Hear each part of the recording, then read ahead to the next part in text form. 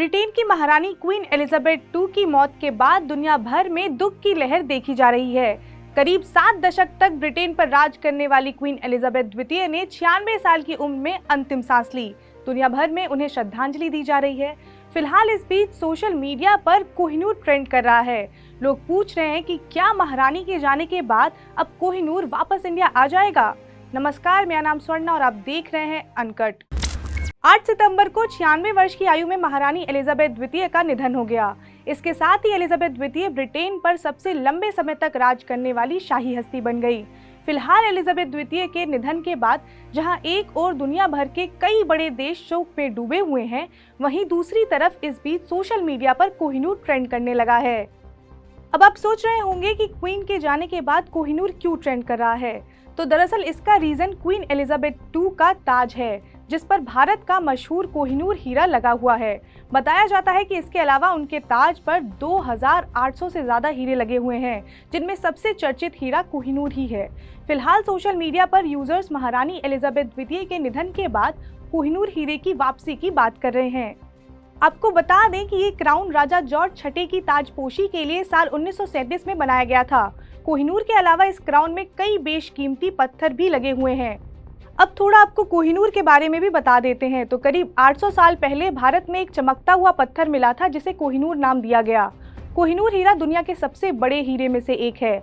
कोह-ए-नूर का मतलब रोशनी का पर्वत होता है। कहा जाता है कि ये भारत के गोलकुंडा खदान में मिला था। जब ब्रिटिश उपनिवेश पंजाब आए तो कोहिनूर अंतिम सिख शासक दिलीप सिंह के पास था। 1849 में अंग्रेजों ने पंजाब पर विजय प्राप्त की और लाहौर संधि की घोषणा की गई। इसके बाद लॉर्ड डलहौजी ने रंजीत सिंह के उत्तराधिकारी दिलीप सिंह द्वारा महारानी विक्टोरिया को कोहिनूर भेंट करने की व्यवस्था करवाई। हीरा 1850-51 में महारानी विक्टोरिया को सौंप दिया गया था।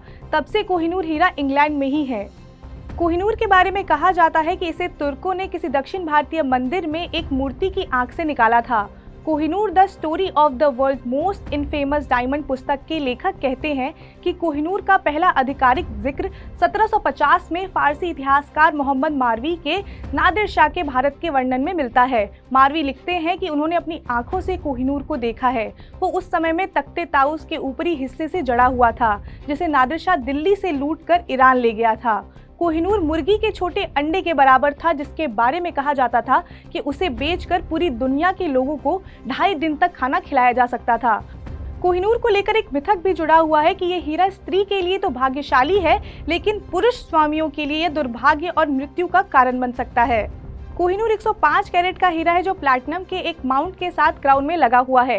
यह ब्रिटिश क्राउन के सामने क्रॉस के पास लगा है। क्वीन एलिजाबेथ ने इसी साल घोषणा की थी कि प्रिंस चार्ल्स के राजा बनने के बाद डचेस कैमिला को क्वीन की उपाधि दी जाएगी। ऐसे में प्रिंस चार्ल्स के राजाभिषेक के दौरान कैमिला को ही कोहिनूर के साथ क्राउन सौंपा जाएगा। तो ये तो तय है कि कोहिनूर वापस भारत नहीं आ रहा है। फिलहाल के लिए इतना ही। अगर आपको ये वीडियो पसंद आई हो तो लाइक करें, शेयर करें और सब्सक्राइब करें अनकट को।